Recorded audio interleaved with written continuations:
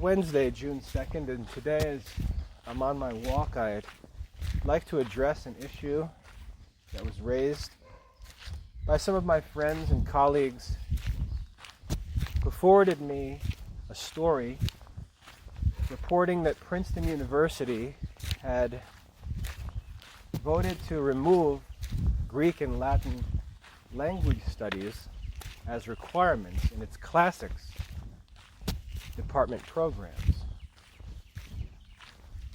I believe that the news was shared with me because people thinking that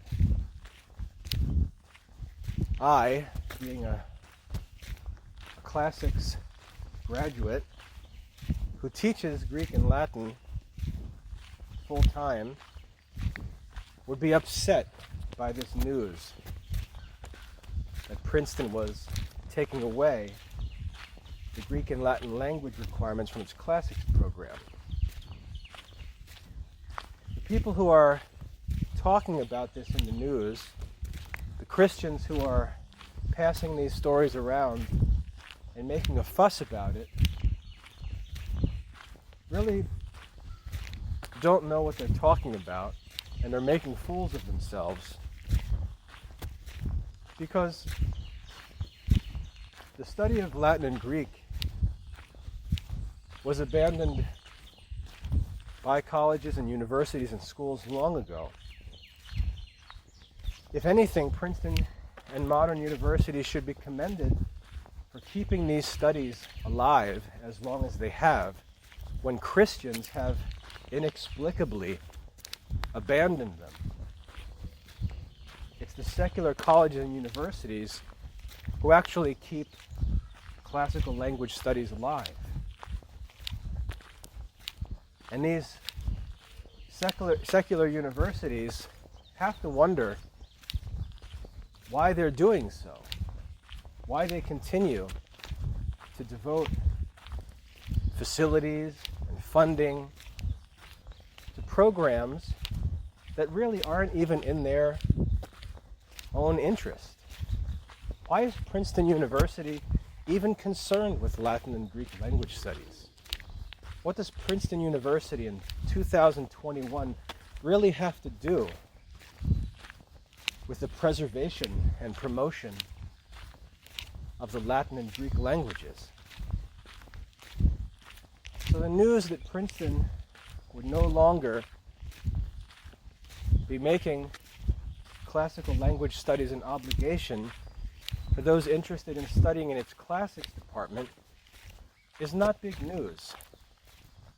It's just a logical consequence of the change in culture that's largely the fault of Christian people. And I'd like to talk about this a little bit because I was actually a student in a classics department. I know what the classics programs are like, what the purpose of classics programs are, and most of the people, as I said, who are commenting are just driven by a reactionary spirit that's trying to make a political point in the modern party system without any real understanding of the situation or how ridiculous their complaining is when we consider the real circumstances. So let's talk about this a little bit. I studied classics at Rutgers University, and Rutgers University is only 30 minutes from Princeton, and the two universities work together. So as a Rutgers student, I actually spent quite a bit of time on Princeton campus using the resources of the Princeton Classics Department and libraries. And I studied pretty often at Firestone Library on Princeton campus, because between the two universities they had an incredible amount of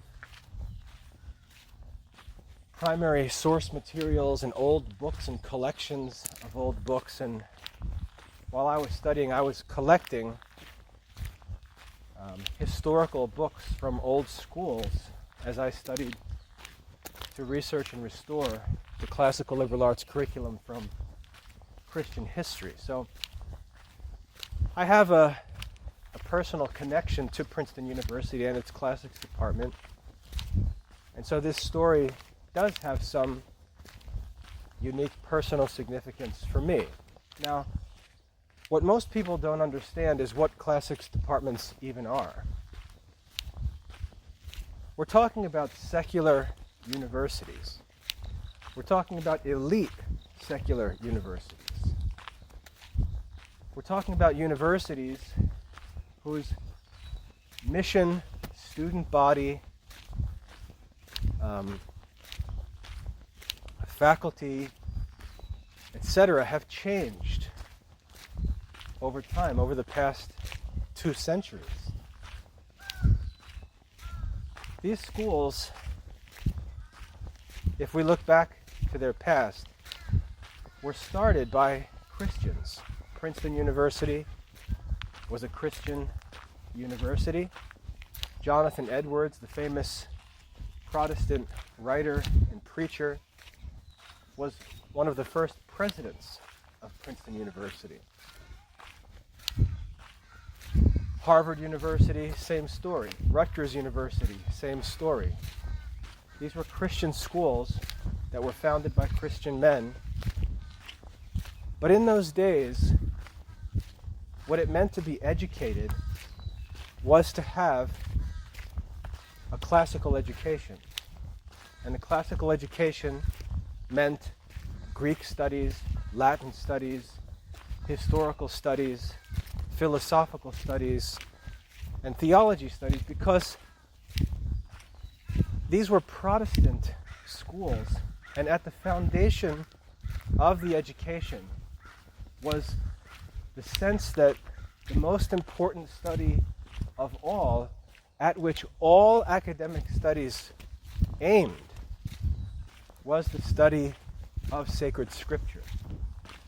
That's the reason why classical languages were always a focus in these Christian universities, because the entire system of education was leading to the highest of all professions, which was the Christian ministry. That a man would become a preacher of the Christian faith, and as a preacher of the Christian faith, he would have the obligation to study, interpret, and teach the Word of God. And that's the reason why these universities were focused on classical studies, and why anyone who went to the university was required to go through a classical course of study. Now, the problem with this idea of classical education, first of all, as I said, this was a Protestant idea of education, and it was a Protestant version of classical education. We have to understand the history of education and philosophy to understand what's going on. The history of these great universities is not something that Catholics should be boasting about. These are not Catholic universities. These were Protestant universities, and the study of sacred scripture was the reason for their interest in Latin and Greek studies. As these universities have secularized over time, they're left with less and less justification for the study of Latin and Greek, even of ancient history.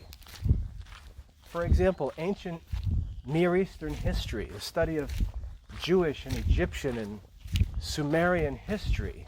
The motive for those studies was always at the service of the study of sacred scripture. That's the only reason why these departments have always been so strongly supported and funded, was for the sake of Christian learning. The reason why Greek and Roman studies were always central to education was because of the Christian church, because of the spread of the gospel through the Roman Empire in the time of the apostles. In order to understand the New Testament, one had to know Roman civilization. In order to study the writings of the early Christians, one had to know Greek and Latin. That's why classical studies were emphasized in Protestant schools. But again, this is all Protestant.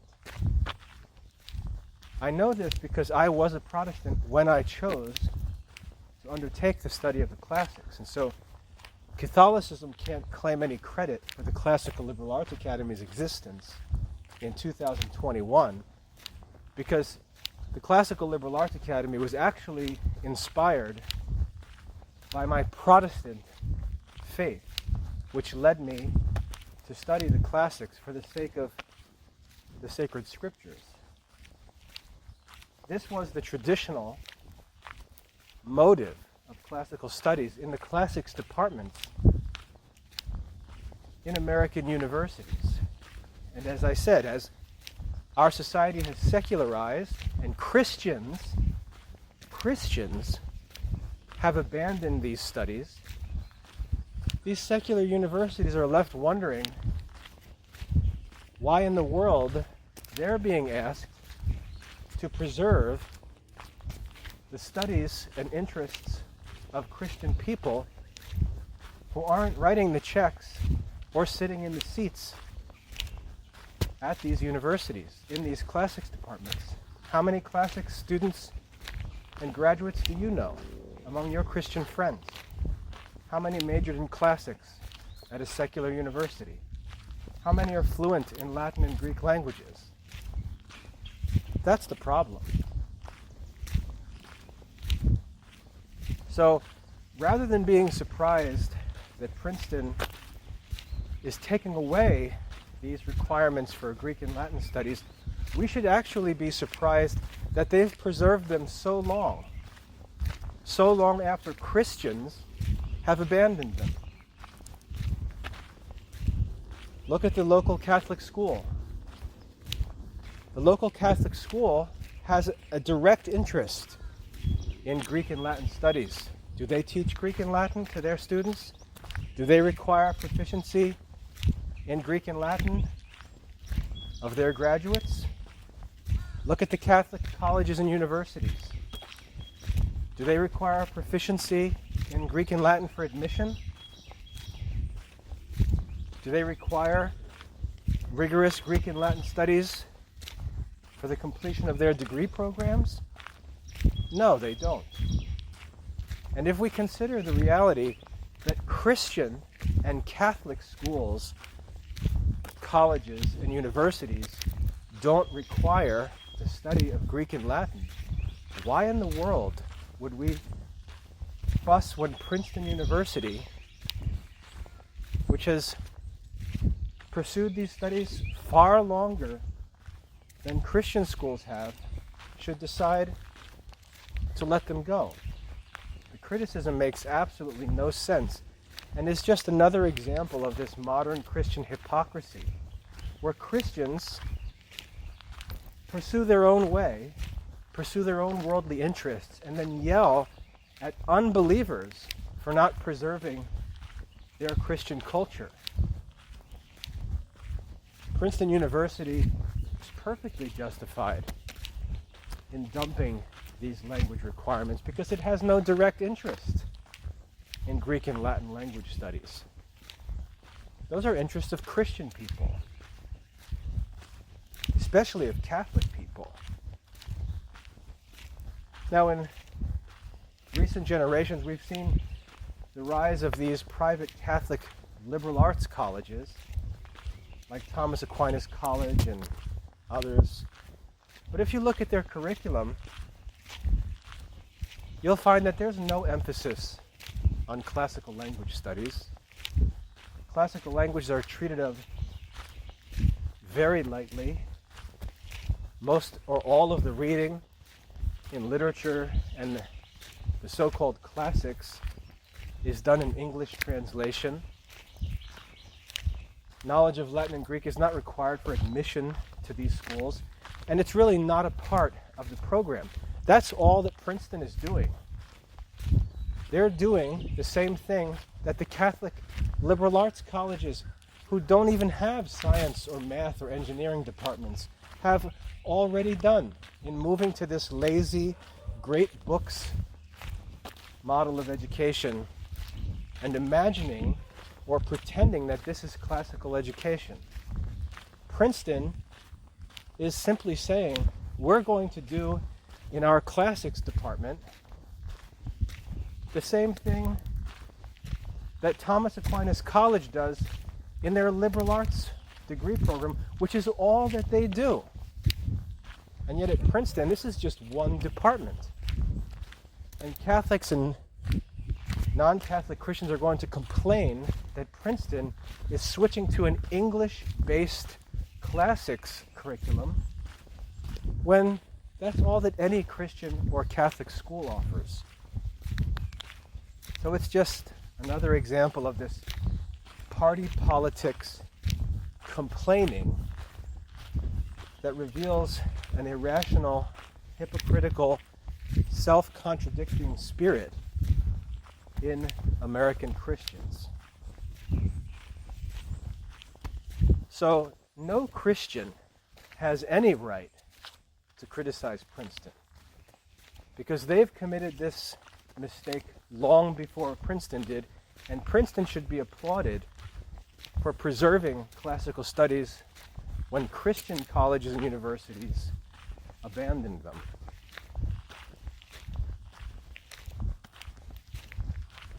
Now, when we look at the decision that was made by Princeton University, the reason why most Christians are actually upset about the news is that Princeton has linked this decision to last summer's political turmoil and the Black Lives Matter movement in particular.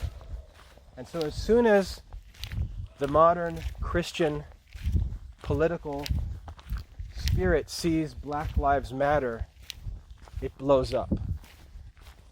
Because that's what you're supposed to do.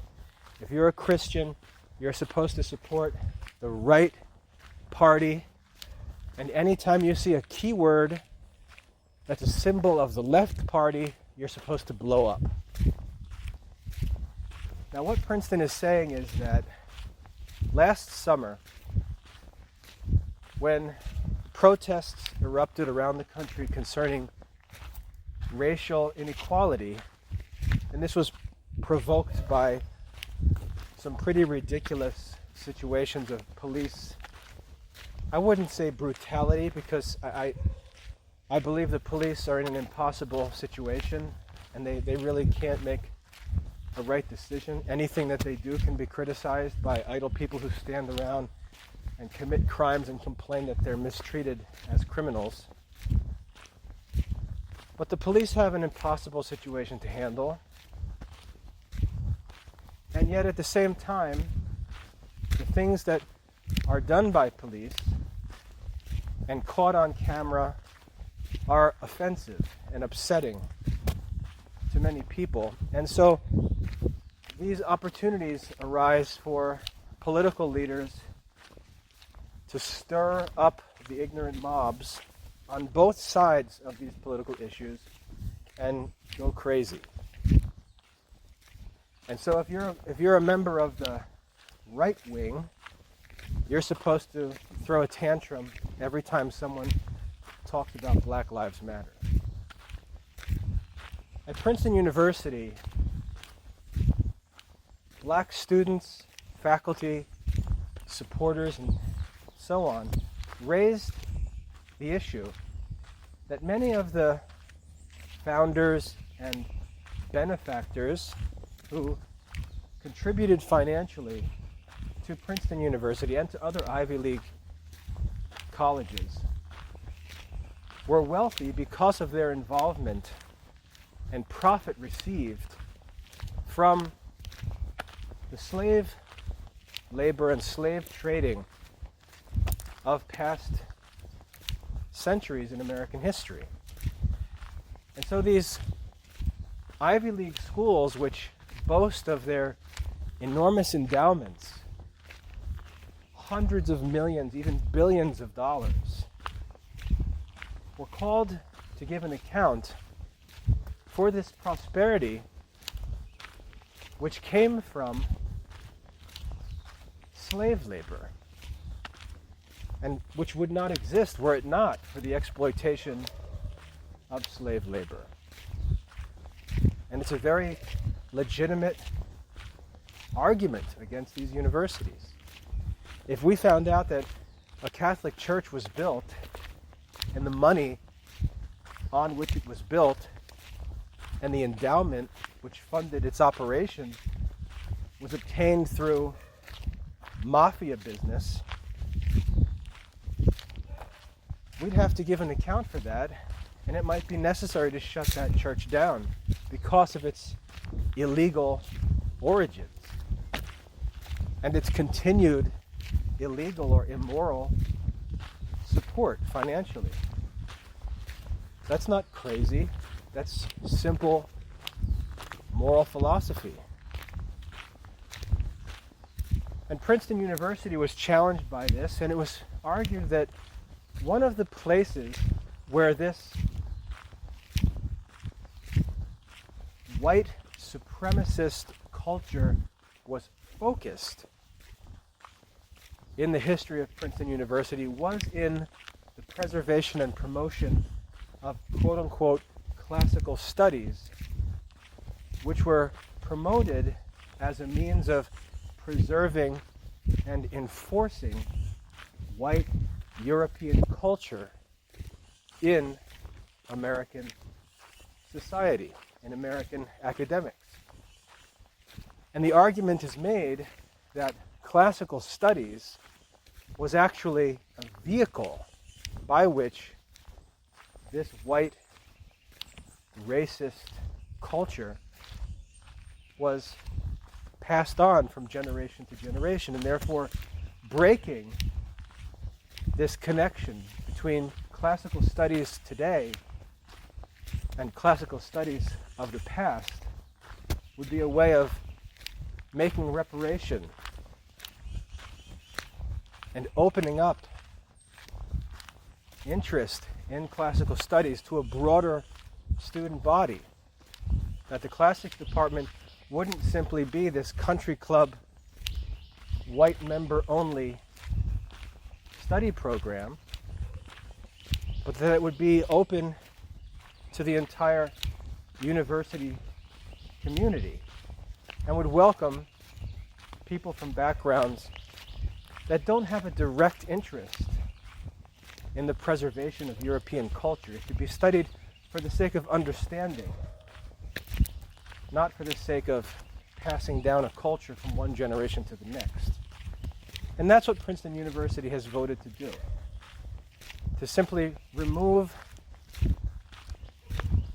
some of the obstacles,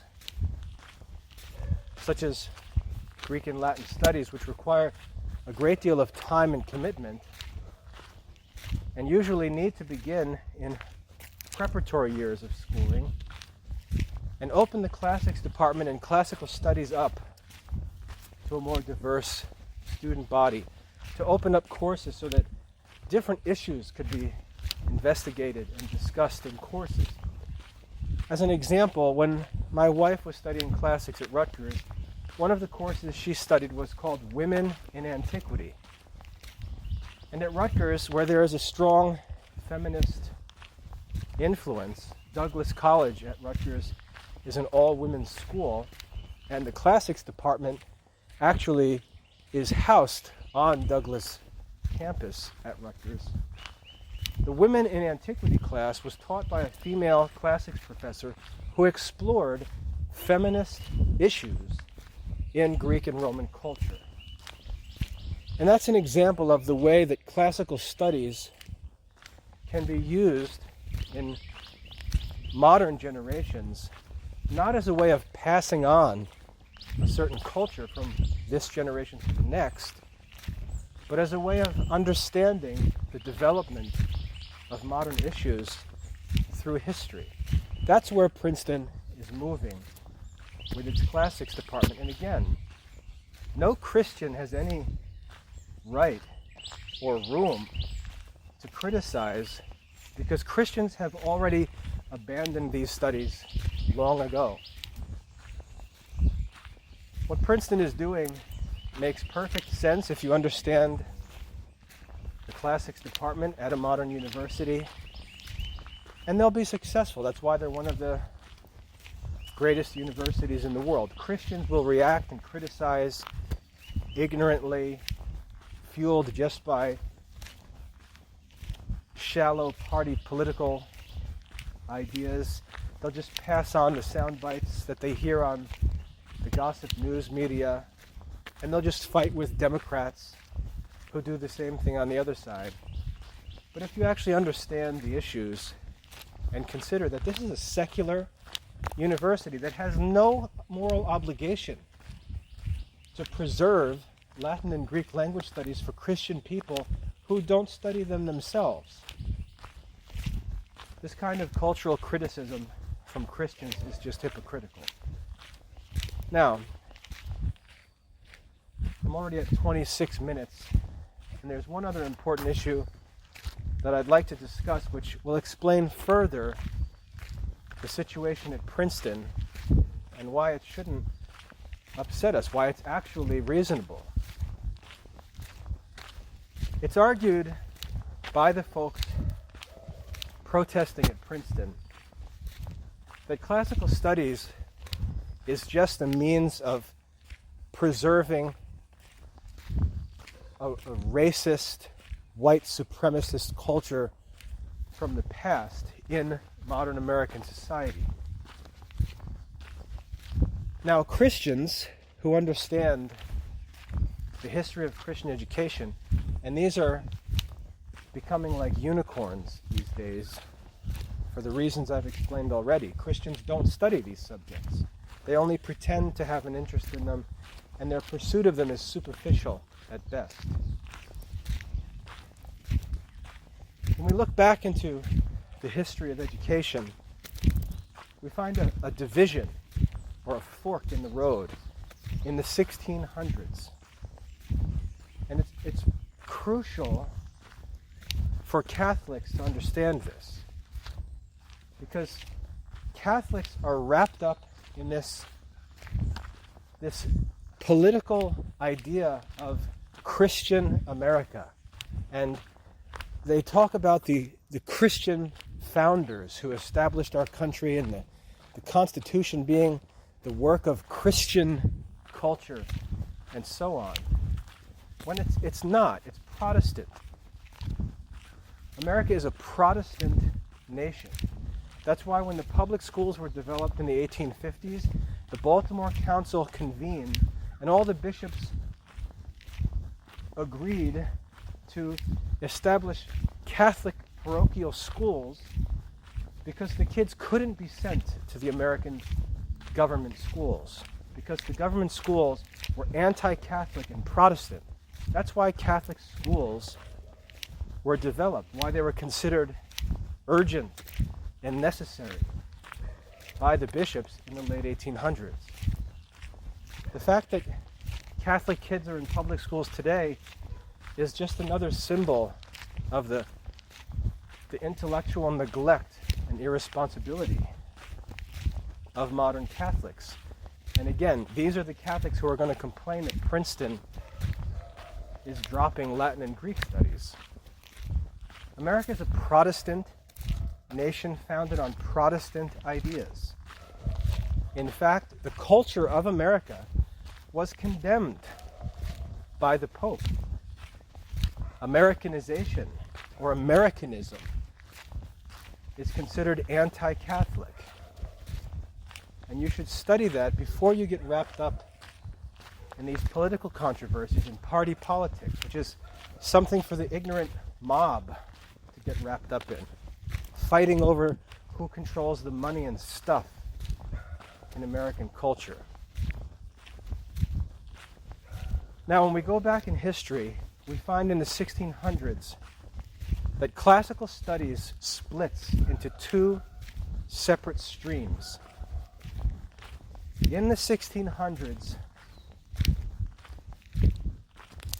a number of ideas were embraced by European society, where European society chose to separate itself from Catholic religion and culture. We see this in the Protestant Reformation, which everyone knows about. Martin Luther, John Calvin separating themselves from the hierarchy of the church. But there's other parts of this same movement. For example, the rise of the scientific method, which was taught and promoted by Francis Bacon in 1620, was a separation of another kind in European society from the Catholic past. Catholics today love to pretend that Catholicism is responsible for the development of the modern natural sciences, and Catholics will list names of Catholic priests or monks who contributed in some way to the development of modern scientific research. But we have to be very careful here, because the scientific method is a major philosophical movement. It's not some innocent little idea that it's good for us to conduct experiments to study the natural world. That's not what the scientific method is about. Catholic schools may pretend that that's what the scientific method is about when they build science labs and tear out classical studies from the curriculum and replace it with science and math classes, which no one complains about. Again, this is the hypocrisy of modern Christians. But the Catholic school curriculum has been converted from a classical liberal arts curriculum to a modern curriculum that's directed by the scientific method.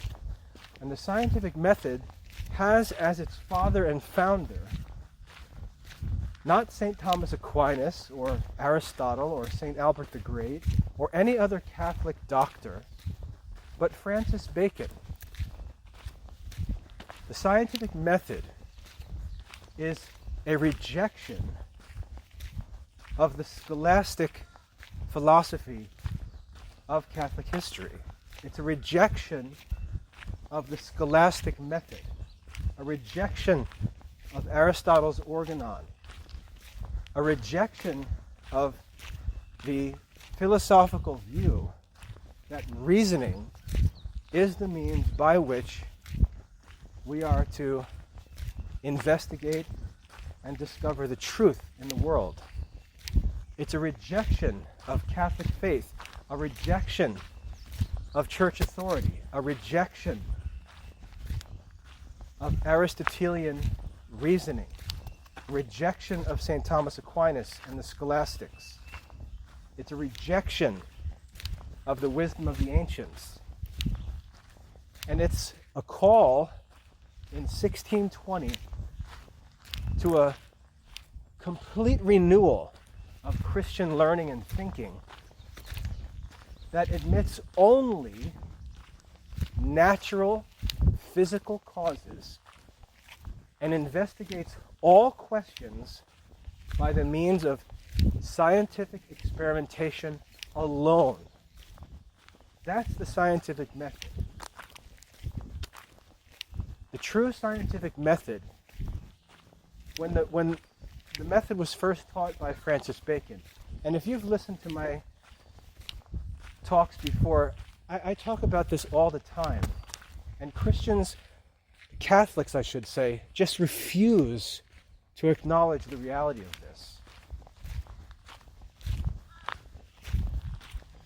But Francis Bacon, when he published his work on the scientific method, didn't call his book an introduction to the scientific method, or an improvement of the scientific method, or how to improve scientific research, which is how Catholics want to pretend that the scientific method developed.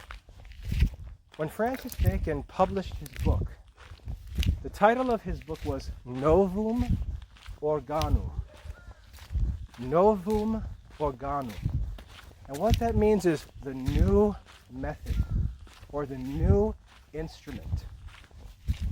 Francis Bacon and all of his followers understood perfectly well what the significance was of what they were doing. Aristotle's work on the art of reasoning was titled the Organon, which in Latin is organum. So from 350 years before Christ through to 1620 AD, 1900 years, there was one understood method for investigating and establishing truth. And that was the method taught by Aristotle in the Organon. The method of philosophical investigation. And what's important about Aristotle's method is that Aristotle's method allows for divine revelation. It allows for faith. It allows for authority. It allows for church authority, and that's why in the 1200s, St. Thomas Aquinas demonstrated that the Aristotelian philosophy was in fact the truth.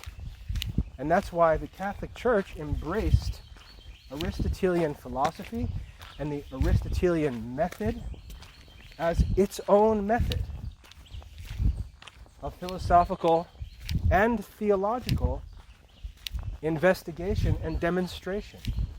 It was the method of the Catholic Church. That's what scholastic philosophy is. When Bacon published his work calling for a new method, he understood perfectly well what the significance was of what he wrote. It was an anti-Catholic, secular movement by which men in powerful positions, whether governors, leaders of universities and seminaries, would break away from and abandon Catholic history and culture and philosophy. It was the instrument that would allow for the destruction of Catholic philosophy. It was the new method, the method of the modern world, the method that would provide the instrument for what we call modernism. And the problem with modernism is that Catholics have embraced this as much as non-Catholics. And that's why, again, if you look at the local Catholic school, you'll find it centered on science and math, and not on reasoning and philosophy. That's modernism. And so classical studies at the time of Bacon split into two streams. There was the traditional scholastic system of classical studies, which is true classical studies, and there was the modern continuation of classical studies, because the idea of the scientific method was still so new, and all of the Catholic culture was so deeply rooted in the European society that there couldn't be a clean break between the two.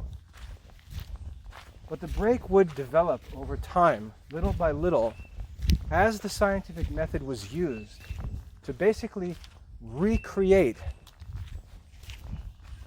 all human knowledge in the light not of the wisdom of the ancients and tradition and authority and divine revelation, but pure physical, scientific experimentation. Now, when those two streams of classical studies were established, the one was retained and preserved only by Catholics. That was the true classical studies, the true scholastic method. That was preserved by Catholic schools. And where you can see this is the rise of the Society of Jesus.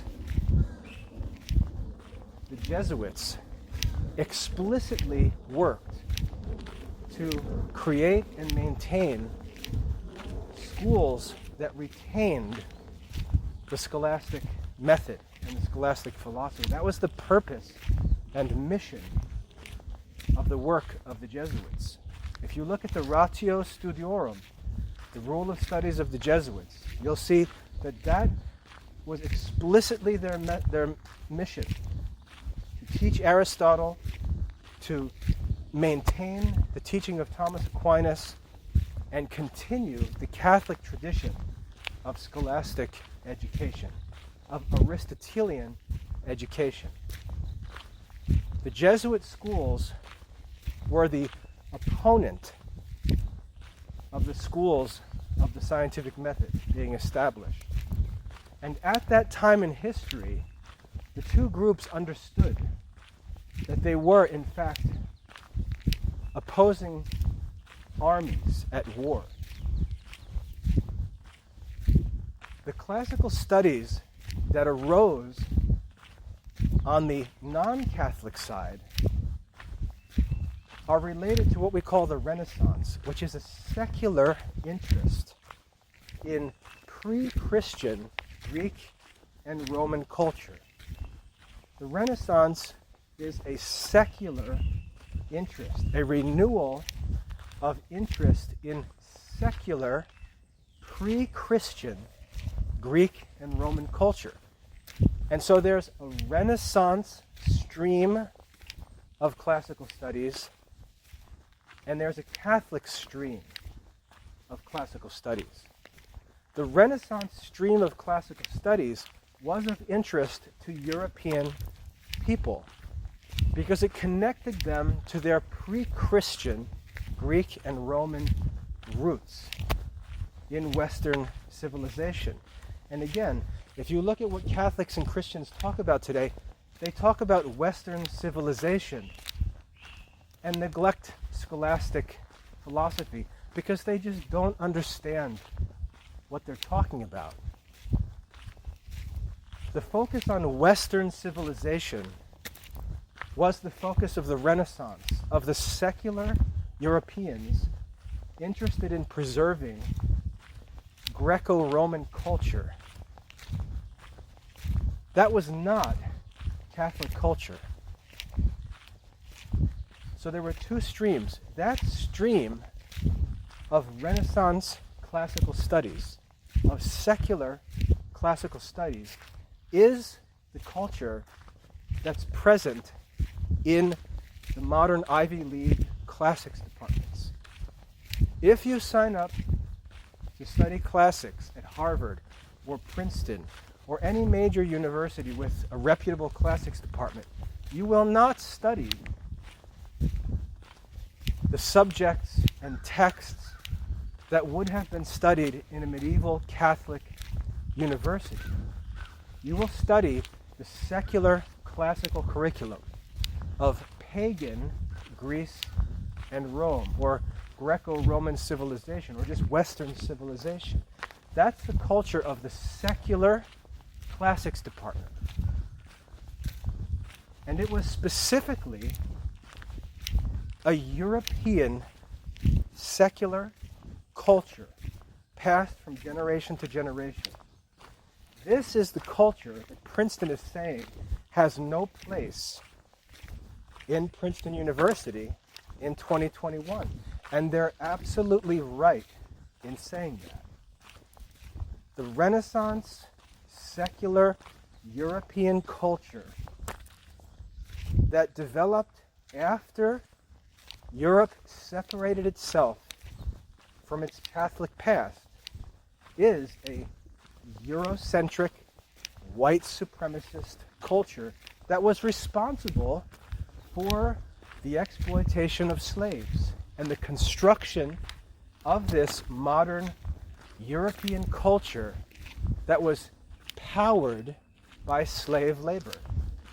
That's what Black Lives Matter is accusing the Ivy League schools of, and they're right about that. This is not an attack on Christian culture. This is not an attack on true classical learning. It's not an attack on Catholicism. It's an attack on secular, post-Catholic European culture. And it's true. And it's right. And what Princeton University is doing is reasonable and right. It has nothing to do with Catholic classical education or Catholic culture. Now, we're already at 46 minutes. I know that I've talked about some broad topics. There's a lot to think about and talk about. But what I'd like to conclude with is this.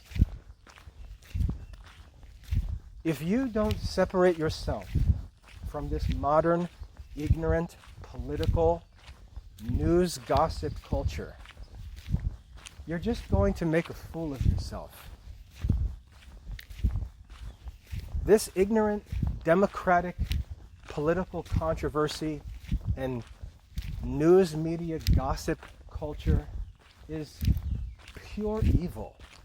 It's ignorant, it's selfish, short-sighted, biased, and that's true of both sides. That's true of the so-called liberals, and that's true also of the so-called conservatives.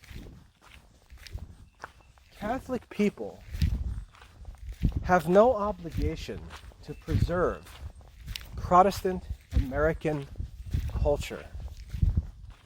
Catholic people have no obligation to try and defend secular modern society based on the scientific method and pre-Christian Greco-Roman culture. We have no obligation to preserve so-called Western civilization. That's what people are talking about when they accuse Christians of being racist. To say that European culture should be imposed on a diverse secular society is racist.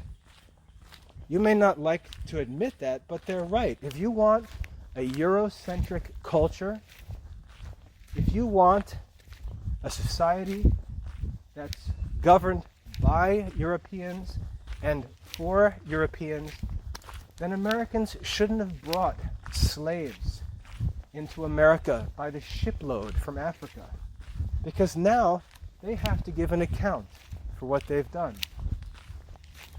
We shouldn't have allowed immigration from every country around the world because we were concerned about building our workforce so that our industrial economy could expand as fast as the social engineers could think of what to do next. We shouldn't have let a diverse society develop. If we want to preserve some European culture, we should have just restricted citizenship to Europeans and not let anyone else in except European immigrants. The fact that our country is made up of a diverse society, that we charge them all taxes, and that all of the public programs of the American government are funded by that diverse society, Christians and non-Christians, Europeans, Africans, Asians, Indians, South Americans, Central Americans, Canadians, on and on. The fact that our society has welcomed all of these different cultures takes away any justification for the imposing of a Eurocentric culture on that culture through schools, universities, and other public institutions. The complaints being made are just. Now, none of this is our business as Catholics. And so there's no reason for us to get upset about it. As I said before, Princeton University doesn't owe us the work of preserving the study of Latin and Greek. That's our business. Catholics should be the ones concerned with that. Catholics should be the ones conserving true classical studies, but they're not. And I explain this all the time. Catholics themselves are not giving their children true classical education. Catholic colleges don't require that students have a classical education for admission. Catholic colleges don't require that students study classical Greek or Latin for a degree. Catholics don't study the studies that are part of their own educational tradition. So how in the world can they complain that 21st century Princeton University isn't interested in studying them? It's just this modern irrational hypocrisy. As Christians, it's our job not only to return to some idea of Western civilization where classical education means that you learn how to be a European. That's not Catholic education. Catholic education means returning to scholastic philosophy, to the classical liberal arts, because they are the tools for the study of scholastic philosophy. That's why the Catholic schools, that's why the Jesuits in the 1500s and 1600s established classical scholastic schools.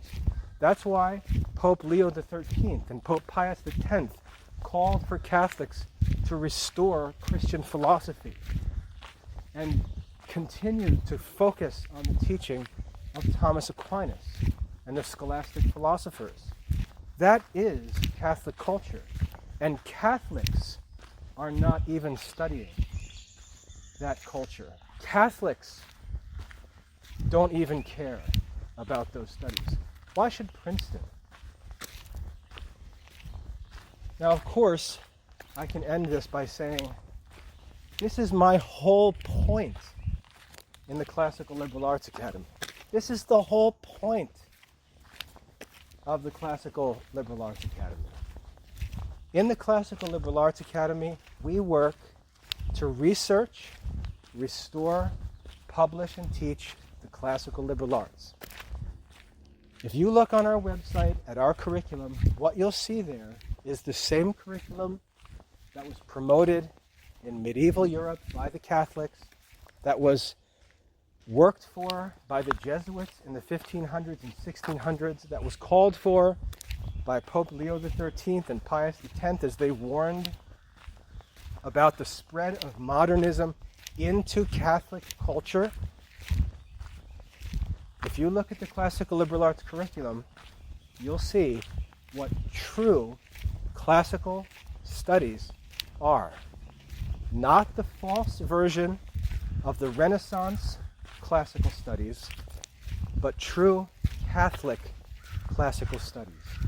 So am I surprised at the news of Princeton? Absolutely not. In fact, I support it because it's perfectly reasonable and it's right for Princeton to do that. What I don't agree with is the hypocritical reaction from Christians who don't pursue these studies themselves. Princeton owes us nothing. The fact that Catholic colleges don't require these studies either is what should actually concern us. In the Classical Liberal Arts Academy, we don't care what the world does. We don't care what errors modern schools make, modern Catholic schools make, modern Catholic universities make. We don't care. We just focused on what we should do. We pursue the education that we should pursue, and we pray that in time, with God's help, we'll be able to overcome this evil with good. I hope that's helpful. God bless your studies.